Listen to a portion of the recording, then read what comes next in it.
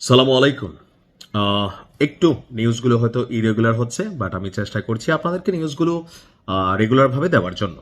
তো অনেকগুলো Facebook page, নাইমিলি two নামে একটা ফেসবুক পেজ আছে, বাবা তুরে সাবধান করতেছি, ঠিক প্রত্যেকটা ভিডিওতে একটা করে কপিরাইট স্ট্রাইক যাবে।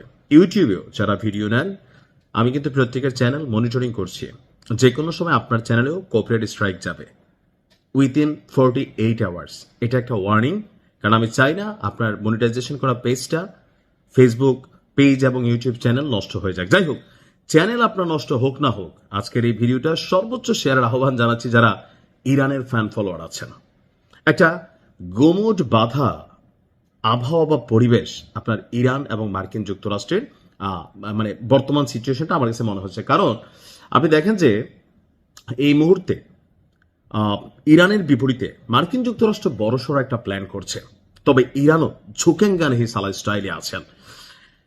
আমেরিকা যে কোনো সময় বড় হামলা চালাবে, আর গেল মাসখানেক আগে যে উত্তেজনাকর পরিস্থিতি তৈরি হয়েছিল সেইটা এখন গুমুট একটা পরিস্থিতি যখন ধারণ করেছে, এর মাঝখানে মার্কিন যুক্তরাষ্ট্রের সাসপিশিয়াস অর্থাৎ রহস্যময় কিছু কর্মকাণ্ড দেখা দিচ্ছে, আর এগুলো বার্তা দিচ্ছে ইরানের বিরুদ্ধে যে কোনো সময় অভিযান চালাতে যাচ্ছে আমেরিকা। তবে আমেরিকা যদি কোনো অভিযান চালায় তাহলে ইরান পাল্টা অভিযান চালাবে, আর সেই অভিযানকে মোকাবেলা করার জন্য মধ্যপ্রাচ্যে মার্কিন যুক্তরাষ্ট্রের থাকা যে ঘাঁটিগুলো আছে, অর্থাৎ ধরেন কাতার, বাহরাইন, তারপর হচ্ছে সৌদি আরব, মানে অনেকগুলো রাষ্ট্রে আপনার আমেরিকা তাদের সামরিক নৌসামরিক বা আরো বিভিন্ন যে ঘাঁটিগুলা সেগুলা করে রাখছে। এখন প্রশ্ন হচ্ছে, কেন বারবার আপনার কাতার এবং বাহরাইন থেকে আমেরিকা তাদের ঘাঁটিগুলো সরিয়ে নেয়? এটার কারণ হচ্ছে, গেল 2-1 বছর আগে যখন একটা অভিযান হলো, তখন ইরান পাল্টা একটা অভিযান চালালো কোথায়? কাতার,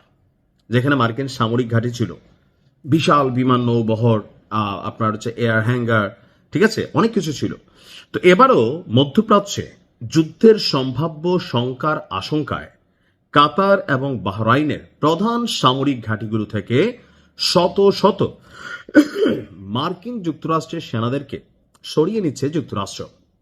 গতকালকে নিউ ইয়র্ক টাইমস পেন্টাগন সূত্রের বরাত দিয়ে এই তথ্য দিয়েছেন। প্রতিবেদনটি বলছে, কাতারের আল উদেইদ বিমান ঘাঁটি থেকে কয়েকশো সেনা প্রত্যাহার করা হয়েছে প্রথম ধাপে, এটা চলমান থাকবে। এছাড়া মার্কিন নৌবাহিনীর 5ম ফ্লিট, এটা বাহরাইনে অবস্থিত, সেখান থেকেও বাহিনী সরিয়ে নেওয়ার খবর পাওয়া গেছে।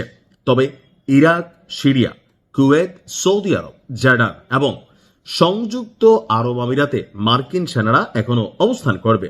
এখন এটারও কারণ আছে, কারণ অতীতে আমেরিকা যখন অভিযান চালাইছিল তখন তারা তাদের কাতার এবং বাহরাইনের যে ঘাঁটি, বাহরাইনে মার্কিন যুক্তরাষ্ট্রের বিশাল নৌবহর একটা আছে, তো সেখানে আপনার কি বলা হয় যে আপনার বিমানবাহী যে রণতরীগুলা, ওইরকম অনেক ধরনের কানেক্টিভিটি আছে। তো যার কারণে এর আগে ইরান এই দুইটা অঞ্চলকে টার্গেট করছে, অন্য জায়গা থেকে আসলে এরকম ঘটনা ঘটে। ইরানের উপর সম্ভাব্য মার্কিন হামলার পরিকল্পনা হিসাবেই আপনার পাল্টা পদক্ষেপ হিসেবে ইরান যদি কোনো অভিযান চালায়, সেটার সতর্কতামূলক ব্যবস্থা হিসাবে এই পরিকল্পনা গ্রহণ করা হয়েছে।